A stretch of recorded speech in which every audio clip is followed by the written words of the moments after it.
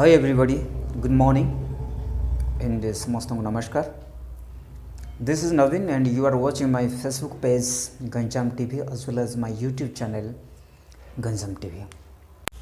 So दर्शक बंधु आज आपण मानक पई नै के आछि मोर वन ऑफ खास प्रोग्राम जहाँ ना होची motive Hunt. Every incidents can teach the human beings. प्रत्येक जो घटना घटा घटी जाए से मनीष को किसी किसी शिक्षा दे किसी नहीं बहुत किसी. सो फ्रेंड्स, जो महान व्यक्ति माने फेमस पर्सनालिटीज साधु संत माने बहुत किसी इंस्पिरेशनल कथा गुड़ाक कहते कोटेशन गुड़ाक देइछन्ति. से भितर आज मुझे जो डिस्कसन करने को चाहूँगी सेटा हूँ प्रत्येक पुरुषर सफलता पछरे नारीर हाथ थाए. यस दर्शक बंधु, ये कथा जड़े महापुरुष कही. बट मु कहबी या मु भूल कहूनी बा या विरोध रे भी जाऊनी. Yes, this is right. जो महापुरुष जनक एक कथा कही जे प्रत्येक पुरुषर सफलता पछरे नारीर हाथ थाए. इट मे बी से महापुरुष सपक्ष होता घटी एवं दुनिया भी एमती अनेक पुरुष अच्छा जहाँ फल कि नारीर इंस्पिरेशन रे बदली जाती एवं निज जीवन को आलोकित करती. बट मु या कहबी जे प्रत्येक पुरुषर जो सेठी लगी प्रत्येक पुरुष ना प्रत्येक पुरुष हो न पारे. किछि पुरुष बा 90% पुरुष एंड 10% पुरुष थे may be without lady support रे भी माने निज जीवन को साकार करते निजर तमन्ना बा निजर जो ड्रीम को फुलफिल कर पारती. एक कथा कहीं कहूँ कहीं प्रत्येक दुनिया रे एमती भी पुरुष अच्छा जहाँ लाइफ रे केबे भी नारीर हाथ ना थाए ना. जमती कि डॉक्टर एपीजे अब्दुल कलाम जहाँ को आम भारत वर्षर मिसाइल मैन भाव आम चिन्हू. एमती एक पर्सनालिटी एमती एक से महान मनीष थे महान पुरुष थे. तांकर प्रत्येक कोटेशन बहुत शिक्षा दे लाइफ रे. एवं मु सेथि मध्यरु मो आइडियल पुरुष होउछन्ती डॉक्टर एपीजे अब्दुल कलाम. बहुत मु तांको कोटेशन गुड़ाक मो लाइफ सहित संयोग करे एवं मो लाइफ रे जहाँ जहाँ भी घटे तांको कोटेशन फुल तालमेल होछि. ठीक तो दर्शक बंधु आउ किछि अधिक कहबिनी.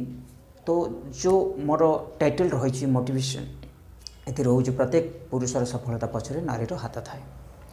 दर्शक बंधु किंतु ए कथाटा ए कोटेशनटा मोर लाइफ पई नॉट एलिजिबल. ठीक अच्छे मोर मु कहबी ना प्रत्येक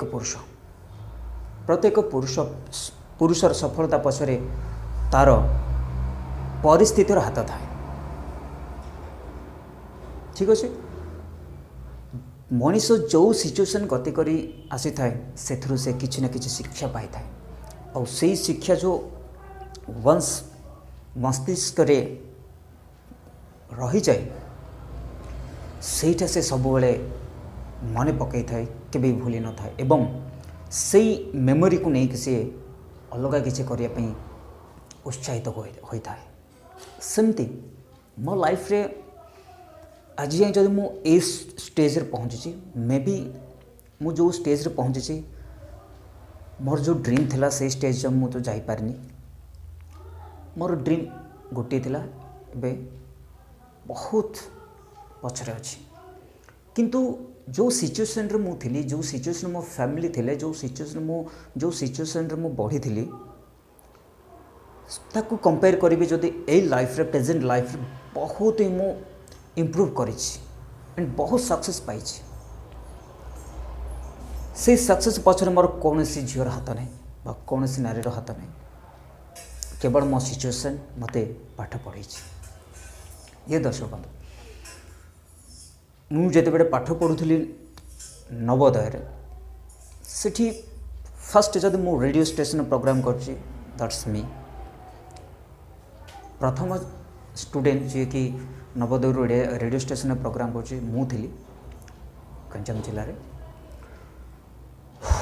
गर्व करूनी गोटे उदाहरण दूसरी एवं मुझे कहवाक चाहूँ जो मु +2 पढ़ुली आफ्टर 10th मो नवोदय बाहरी पढ़ली और बाहर चिपीट कॉलेज में 10th पढ़ी +2 साइंस एडमिशन कली।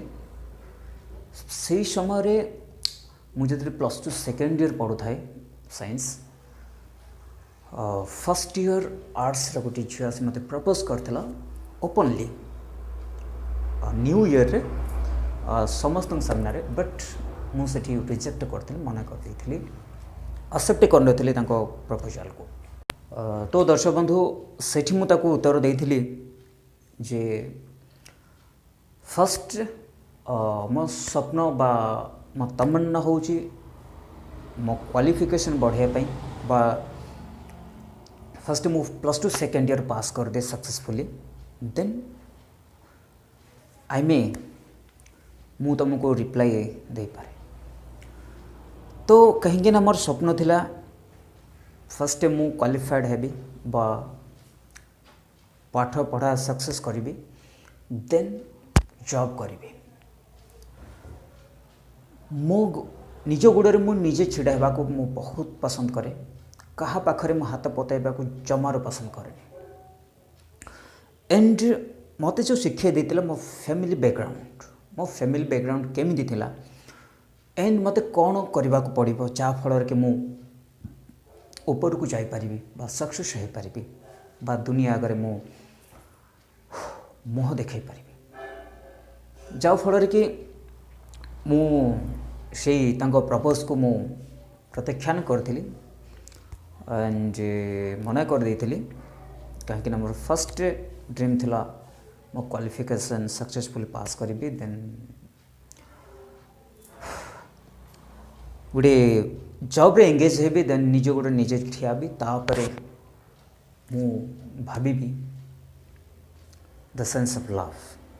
सो एठी मु यह कहबा को चाहूँगी ये उदाहरण मो उदाहरण देली बिकज आपण माने जो महान पुरुष माने जो जो नीतिवाणी गुड़ा कहते सेटा तांको जीवन रे तांको जीवनर गतिपथ दे बा तांको जीवन रे सेही गतिपथ दे से यात्रा करछंती एवं सोसाइटी जो जो घटुची जहाँ जहाँ सब 100% लिंक थाए से कोटेशन तांको सेंस रे दे थाए इन द सेंस ता माने नुह जे आपण माने हाँ जन महान पुरुष यह कहते तो मो लाइफ रे यह हम ना आपणको लाइफ रो जो जेको जिनस घटे थाए से आपण सिचुएशन को धरी होता है, आपण पास्ट सिचुएशन कौन कहूँ प्रेजेंट सिचुएशन कौन कहूँ आपन कौन करने को चाहिए कौन कले आप सक्सेस हो पारे से आपन सिचुएशन उपर निर्भर कै। तेणुक यह कह प्रत्येक पुरुष पक्ष नारीर हाथ थाए यहाँ तो मुझे भूल कहबिनी, yes this is correct, but प्रत्येक पुरुष पक्षरे नारी हाथ थाए यहाँ भी सरासर गलत।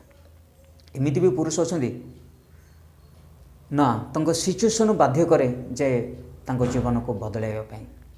तो मु कहबी प्रत्येक मनुष्यर सफलता पछरे तांकर परिस्थितिर हाथ थाए। परिस्थिति कही थाए जे ना तू या कर तू सेया कर तू या कले ए जगार पहुँचू तू सेया कले से जगार पहुँचू। सो दर्शक बंधु यटा को आपण मैंने पॉजिटिवली नियंतु। मु कहली मो सिचुएशन कथा आपण सिचुएशन कथा आपण को डिपेंड करे एवं आपण सिचुएशन को नहीं आपण कैरियर आपण फ्यूचर आपण ड्रीम केमती सक्सेस करेंगे से आपण ऊपर डिपेंड करे बिकज निजर कैरियर बा निजर सफलता निज उपर ही डिपेंड करे पारे। तो दर्शक बंधु ये मोर गोटे मोटिवेशनल स्पीच जहाँ को जो प्रोग्राम देती मो मोटिव हंट। तो नेक्स्ट मु आउ एक एपिसोड रे आउ एक टाइटल नहीं कि आसबि से पर्यंत मत विदाई दिंतु। नमस्कार, जय जगन्नाथ। आपण मैंने आमको भल पाइबा दिंतु। मो गंजाम टीवी चैनल को सब्सक्राइब करूँ, यूट्यूब चैनल को, and as well as Facebook page भी लाइक करूँ, शेयर करूँ। मो वीडियो गुड़ा केमती लगे कमेंट भी करूँ। किसी जब नेगेटिव सेंस थी से आपड़ पॉजिटिव कमेंट दे मत इंस्पायर करूँ भल कथा कहवाई। ओके, सो दर्शक बंधु विदाय नौ। नमस्कार, जय जगन्नाथ।